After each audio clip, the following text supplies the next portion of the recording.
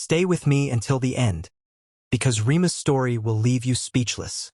Before we begin, don't forget to like, subscribe, and tell us where you're watching from. The Janitor's Secret.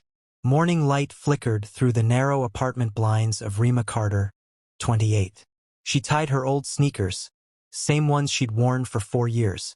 Her reflection in the mirror looked tired, but her eyes still carried quiet strength. Outside, buses roared and sirens wailed. New York never slept. Reema grabbed her worn-out lunch bag, kissed her little brother Malik's forehead. Be good, okay? I'll be home after work. Malik nodded, his smile missing 2 front teeth. Reema locked the door of their tiny one-room apartment. The elevator didn't work again. She took the stairs, 15 floors down. At the bottom, the old super waved. Morning, sunshine. Morning, Mr. Ortiz, she replied with a smile that hid exhaustion. She stepped into the freezing wind. Another long day ahead at Halverson Capital.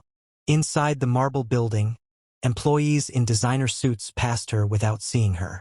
She pushed her cleaning cart toward the private elevator, the one she wasn't allowed to use.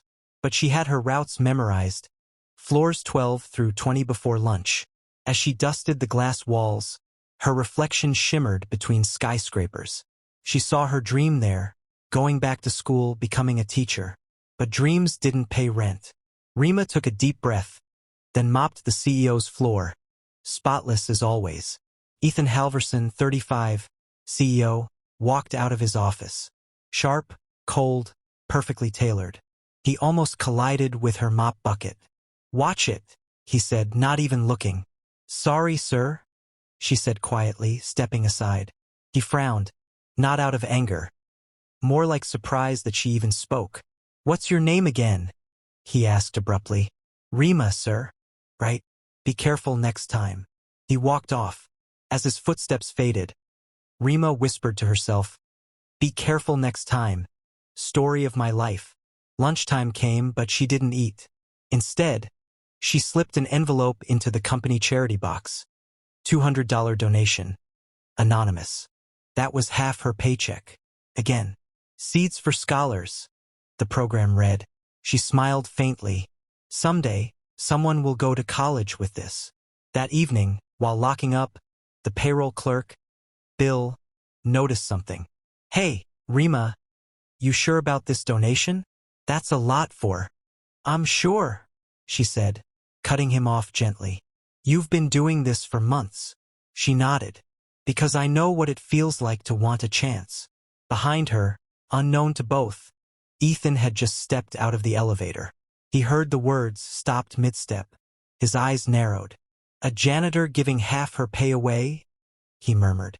The next morning, Reema arrived early, humming softly as she polished the floors. Ethan stood by the glass wall of his office, watching her quietly.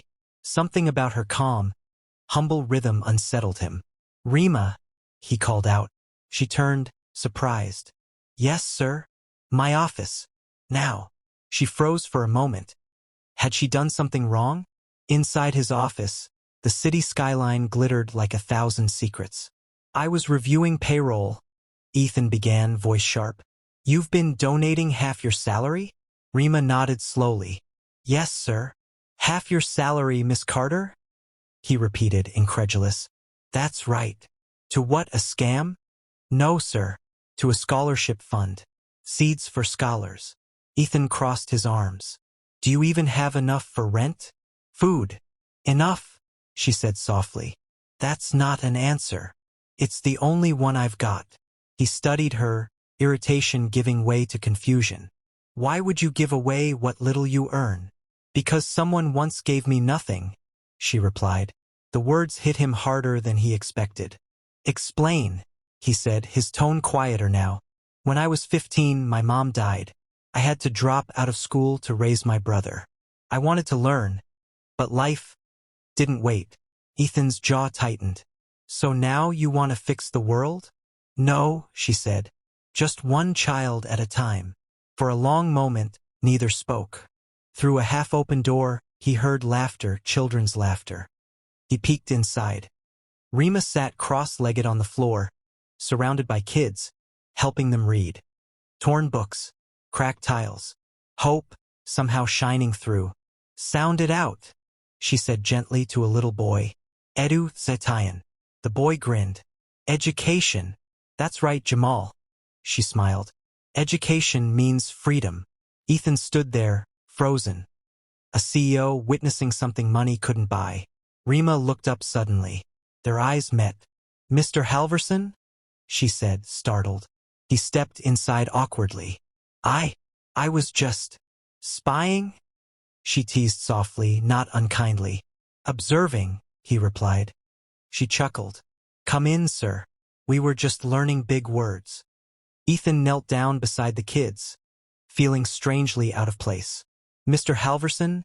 one girl said shyly. "Do you know any big words?" Ethan smiled faintly. "Responsibility," he said. "It means doing the right thing, even when no one sees." Later that night, Ethan couldn't sleep. The laughter of those kids echoed in his mind. He stared at his reflection in the dark office window. For the first time, he didn't see power, he saw emptiness. He opened his laptop and typed, "seedsforscholars.org, donate." His fingers hovered over the keyboard. $10,000. He hesitated, then clicked confirm. The screen blinked. "Thank you for supporting Hope." Ethan leaned back, exhaling deeply, unsure why he felt lighter. The next morning, Reema entered the janitor's closet as usual. Her old mop leaned against the wall, her gloves tucked neatly away. Her phone buzzed, an email notification. Donation received, $10,000. She froze, staring at the screen, whispering, "Oh my God!" She rushed to the community center that evening, tears in her eyes. "Kids," she called, "we can finally buy new books." The children cheered, dancing around her. But she never knew who sent it. Back at the company, Ethan said nothing. He simply watched. Over the next weeks, he noticed her more, her quiet diligence, her humility. Every morning, she arrived before dawn and left after sunset. One evening, he caught her fixing a broken coffee machine. "You could have called maintenance," he said. She smiled. "They're busy. I learned to fix things when life broke too much." Ethan paused. Her words hit deeper than she knew. "Reema," he said softly, "would you ever want to do something bigger?" She frowned. "Bigger? Not just cleaning this building, changing it." She laughed lightly. "Sir, the only thing I'm changing is the trash bag." Ethan smiled faintly. "We'll see." That night, he pulled her employee file again. He wrote something at the bottom. "Recommend for promotion, community program advisor." The next morning, she was called into HR. "Miss Carter," the HR manager smiled. "You've been reassigned." "Reassigned?" she asked, confused. "You'll now oversee a new department, social outreach." Her jaw dropped. "But I'm a janitor." "Not anymore," the manager said gently. "You inspired the CEO." Reema sat in stunned silence, a tear rolling down her cheek as realization bloomed. "Someone finally saw me." Reema walked into the new social outreach office, her hands trembling slightly. The space was bright, filled with charts and photos of kids from the program. She placed her old notebook on the desk, a reminder of where she started. Ethan watched quietly from the corner, leaning against the wall. "I hope I don't mess this up," she whispered. "You won't," he said simply. "Just be yourself." Over the next few days, Reema met the kids and their families. She listened to their dreams, their struggles, and their laughter. She remembered her own childhood, dreams unfulfilled, opportunities missed. "This is why I started it," she told herself softly. Ethan observed her, noting the patience and care in every gesture. One afternoon, a local reporter visited the office. "We heard about your story, Miss Carter," she said, camera rolling. "Can you tell us how it started?" Reema hesitated, then smiled gently. "It started with a small act, and a lot of faith in people." The reporter's eyes glistened. "And someone helped you along the way?" Reema looked at Ethan, but said nothing. The footage aired that evening, showing Reema with the children, soft sunlight behind her. The community was inspired. Donations started pouring in. Reema could hardly keep up with emails, calls, and letters from grateful parents. Ethan remained quietly in the background, a proud smile hidden beneath his serious expression. One rainy morning, a delivery arrived. Books, supplies, and notes from children she had helped. "We believe in you, Miss Carter," one note read. She held the paper close to her heart, tears flowing freely. Ethan approached, offering a simple umbrella. "You've done all this," he said softly, "without asking for anything in return." She shook her head, smiling. "It wasn't about me. It was about them." A month later, the company held an award ceremony. Reema was called to the stage, applause echoing through the hall. She looked down at the crowd, feeling a mix of embarrassment and pride. Ethan handed her a certificate of recognition. "For your unwavering commitment to children's education," he said.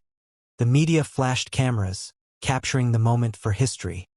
Reema whispered quietly, "I never imagined this." Ethan replied softly, "Some seeds take time, but they always bloom." Outside, children waved from the balcony, smiles bright as the sun. Reema looked at Ethan, a newfound bond forming. Respect, admiration, and unspoken gratitude. Reema walked into the school auditorium, greeted by cheers from students she had helped. Ethan stood beside her, proud and quietly observing. Parents lined up, hugging Reema, thanking her for changing their children's lives. She felt overwhelmed, emotions threatening to spill. "It wasn't me alone," she whispered to Ethan. He nodded. "But you were the spark." News cameras clicked, capturing every smile and tear. A young girl handed Reema a handmade card. "You believed in me," she said, eyes shining. Reema hugged her, heart swelling with pride. Outside the auditorium, Ethan and Reema walked slowly, discussing future projects. "I want to expand," Reema said softly. "Reach more kids." Ethan nodded thoughtfully. "I'll help, every step of the way." The city skyline glimmered behind them, symbolic of possibilities. Reema's story was now featured on local news stations. Headlines praised her selflessness and courage. Donations increased, allowing new scholarships and programs to start. Reema returned to her office, opening her old notebook. Each name written there now represented a life touched, a dream realized. She smiled, remembering her first small acts of kindness. Ethan visited Reema's office unexpectedly, handing her a cup of coffee. "Take a break," he said with a rare smile. She laughed softly, shaking her head. "There's still so much to do." "Then let's do it together," he replied. Days turned into weeks and the program grew rapidly. Volunteers arrived, inspired by Reema's story and dedication. She trained them patiently, ensuring every child felt cared for. Parents sent letters expressing gratitude, some tears staining the envelopes. Reema pinned them to the wall, a gallery of hope. One evening, Reema stood at the park watching children play. She remembered her early days as a janitor, giving quietly. Ethan joined her, handing her a small potted plant. "For your first seed," he said softly. She laughed, placing it gently on the bench. "It's grown a lot," she whispered. "And it will continue to grow," Ethan replied. Reema turned to the children running toward them, joy radiating from their faces. "Every act matters," she told herself quietly, "no matter how small." As the sun set, Reema and Ethan watched, hope, respect, and kindness reflected in every smile.